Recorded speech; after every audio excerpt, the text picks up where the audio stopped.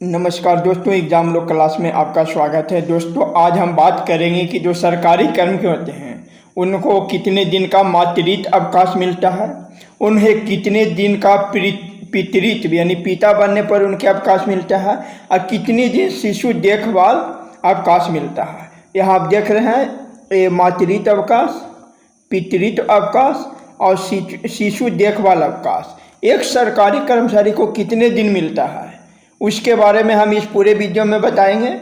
तो अगर आप सरकारी कर्मचारी हैं या उनसे रिलेटेड हैं तो या आप जानना चाहते हैं तो आपके लिए ये वीडियो उपयोगी हो चलते हैं।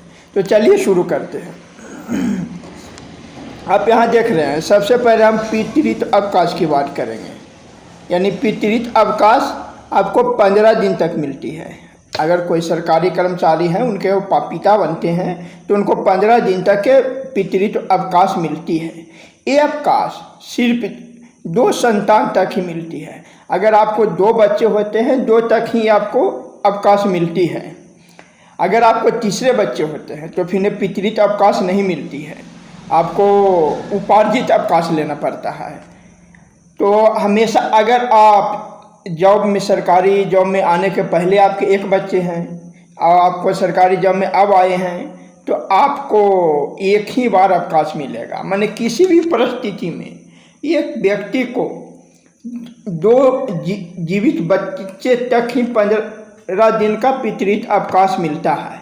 ये अवकाश मिलती है 2 पत्नी के प्रसव काल में मिलेगी या प्रसव काल के बाद 7 महीने तक मिल सकता है। यानी प्रसव काल के 15 दिन पहले से लेकर जो प्रसव काल होते हैं यानी बच्चे का जन्म के 7 महीने बाद तक आपको ये अवकाश मिल सकती है। इस दौरान आप 15 दिन का अवकाश ले सकते हैं। अब हम दूसरी बात करते हैं कि मातृत्व अवकाश कितनी मिलती है। तो साथियों, मातृत्व अवकाश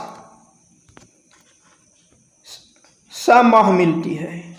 अगर कोई महिला कर्मचारी है वो बच्चे को जन्म देती हैं तो उनको मातृत्व अवकाश 6 माह मिलती है और ये भी सिर्फ 2 संतान तक मिलती है, उनके 2 संतान तक। अगर किसी महिला कर्मचारी हैं, अगर वो सरकारी जॉब में हैं तो उनके 2 संतान तक 6 माह का मातृत्व अवकाश मिलेगा। जैसे उनकी तीसरी संतान अगर भी होती है तो तीसरी संतान के लिए उनको मातृत्व अवकाश नहीं मिलेगा, इनको उपार्जित अवकाश लेना पड़ेगा। इसके साथ साथ एक महिला कर्मचारी को 2 साल का एक अवकाश और मिलती है। चलिए हम आपको नीचे दिखाते हैं कि वो कौन सा अवकाश है जिसे हम कहते हैं शिशु देखभाल अवकाश। अगर आप यहाँ लिखा गया है कंका 6 में बिहार सेवा संहिता के नियम 220 तथा वित्त विभागीय संकल्प संख्या 140 दिनांक 19/1/2015 द्वारा विभिन्न शर्तों के अधीन राज्य सरकार के अभ्यस्त संतान वाली महिला कर्मचारी को उनकी संपूर्ण सेवा अवधि के दौरान केवल 2 संतान तक उनकी परीक्षा, बीमारी की दशा में पालन पोषण या देखभाल के लिए 2 वर्ष यानी 730 दिन की शिशु देखभाल अवकाश स्वीकृत करने का प्रावधान किया गया है।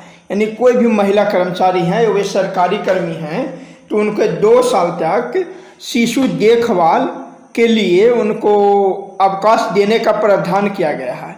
ये अवकाश सिर्फ 2 संतान तक ही दिया जाएगा।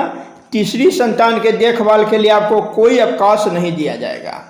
इसमें आ जाता है बस जो उनके बच्चे उनकी परीक्षा दिलाना हो, किसी तरह के बीमारी के में उनकी देखभाल करना हो, उनकी पालन पोषण करना हो, इसके लिए महिला कर्मचारी को 2 वर्ष का यानी 730 दिन का मातृत्व अवकाश दिया जाता है।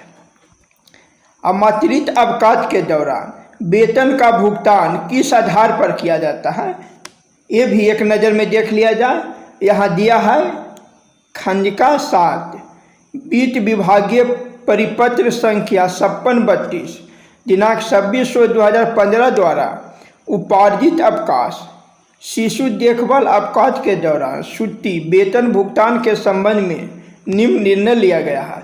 यानी या तो शिशु देखभाल अवकाश लीजिए, उपार्जित अवकाश लीजिए, कोई भी अवकाश लीजिए, तो उसको में वेतन का भुगतान किस तरह से मिलेगा या इसके बारे में निर्णय लिया गया है। वो निर्णय क्या है जो देख लीजिए।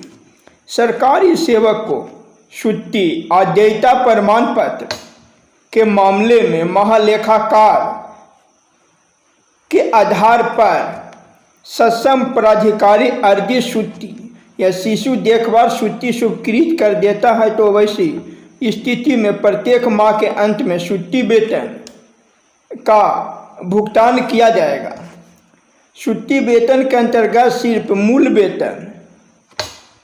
वेतन जिसको आप बेसिक कहते हैं, ग्रेड पे, महंगाई भत्ता एवं मकान किराया भत्ता का ही भुगतान किया जाएगा। यानी आप छुट्टी में हैं या तो उपार्जित अवकाश में हैं या शिशु देखभाल अवकाश में हैं, तो उस समय सिर्फ आपको मूल वेतन, ग्रेड पे, महंगाई भत्ता, मकान किराया भत्ता का ही भुगतान किया जाएगा। परिवहन भत्ता या नियत यात्रा भत्ता भुगतान नहीं होगा। राशि की निकासी उस स्थान से की जाएगी जहां से वे छुट्टी पर गए हैं। जो आपको ये वेतन मिलेगा छुट्टी के दौरान, वहाँ प्रत्येक महीने के अंत में आपको वेतन दे दिया जाएगा। अब आपका भुगतान, ये वेतन का भुगतान वहीं से किया जाएगा जहाँ से आपको छुट्टी लिए हैं। अगर स्थिति ऐसी बनती है, एक कंडीशन आती है कि कोई सरकारी कर्मी है, वो अवकाश पर गए हैं, पितृत्व अवकाश पर गए हों या मातृत्व अवकाश पर गए हों या शिशु देखभाल अवकाश पर गए हों और उनका ट्रांसफ़र हो जाता है, तो ट्रांसफ़र होने की स्थिति में उनको वेतन कहाँ से मिलेगी। इसकी अगले खंड में देखिए, इसका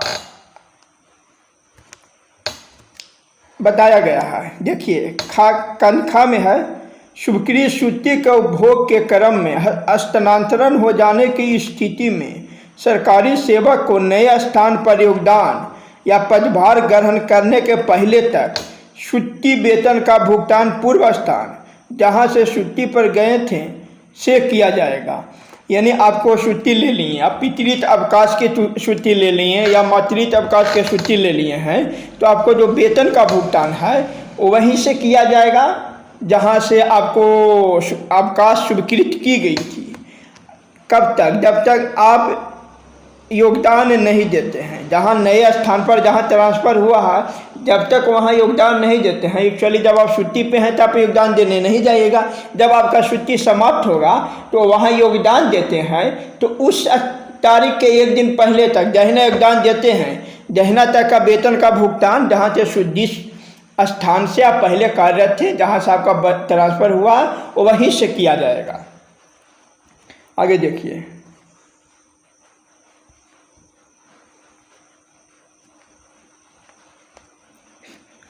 जिन राजपत्रित पदाधिकारियों के मामले में वेतन पूर्जा उपेक्षित है, उन्हें छुट्टी स्वीकृति आदेश के आलोक में छुट्टी वेतन का भुगतान होगा, परंतु छुट्टी उपभोग के बाद अपने धारित पद का पदभार ग्रहण करने के उपरांत महालेखाकार या वित्त दावा कोषांक पर छुट्टी वेतन पूर्जा निर्गत किया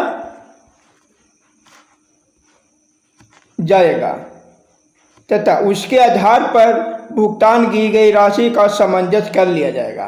माने जो आपको जो छुट्टी मिलती है, जो आपको वेतन कोषांक होता है, उसकी जानकारी आपको जहाँ से छुट्टी मिली है वो कार्यालय को देना होगा। उसके बाद आपकी छुट्टी का भुगतान में जो पेमेंट मिला है उसका सामंजस्य किया जाएगा। आगे दिया गया है, राज्य सरकार के कर्मियों को जब भी कोई छुट्टी स्वीकृत की जाए तो स्वीकृत्यादेश में अध्यय यानी बाकी छुट्टी का उल्लेख आवश्यक रूप से किया जाए। यहाँ अनुरोध किया गया है कि जब भी आप कोई भी छुट्टी दें कोई भी राज्यकर्मी को, तो छुट्टी के साथ कितना उसका छुट्टी बच रहा है उसका भी उल्लेख कर दिया जाए।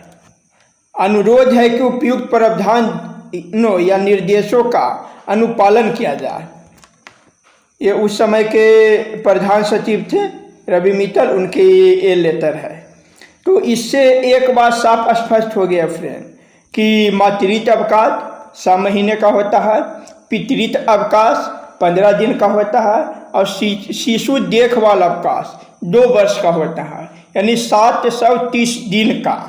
तो अगर आप सरकारी कर्मी हैं तो इतने अवकाश का उपयोग बच्चे के जन्म के समय आप कर सकते हैं, लेकिन याद रखिएगा ये सिर्फ 2 संतान तक ही वैलिड होता है। तीसरी संतान होने की स्थिति में आपको ये सुविधा नहीं दी जाती है कि जितने भी पुरुष कर्मचारी हैं वो पितृत्व अवकाश के समय 2 बच्चे के जन्म तक वो 15 दिन का अवकाश ले सकते हैं। हमारे जो महिला कर्मचारी हैं उनको ये शिकायत रहती है कि बच्चों की देखभाल के लिए उन्हें बीमार पड़ गया या वो एग्ज़ाम दिलाने के लिए अवकाश नहीं दिया जाता कार्यालय से, तो उनको इस बात की जानकारी जरूर होनी चाहिए कि बच्चों की देखभाल के लिए सरकार द्वारा 2 वर्ष तक के अवकाश का प्रावधान किया गया है। इसलिए इस अवकाश का उपयोग अपने बच्चों के संपूर्ण मानसिक और शारीरिक विकास के लिए उनके अच्छे भरण पोषण के लिए जरूर करें। लेकिन याद रखें ये सिर्फ 2 बच्चे तक ही 2 साल के लिए वैलिड होता है। अगर आप तीसरे बच्चे के संबंध में अगर इस अवकाश का उपयोग करना चाहते हैं तो आपको ये अवकाश नहीं दिया जाएगा। इसीलिए इस वीडियो को फ्रेंड जितने भी सरकारी कर्मी हैं उन तक पहुंचा दीजिए ताकि कोई भी चाहे पुरुष कर्मी हो या महिला कर्मी हो बच्चे की जन्म के बाद जो उनको छुट्टी का अधिकार है उनसे कोई उनको वंचित न कर सके। धन्यवाद।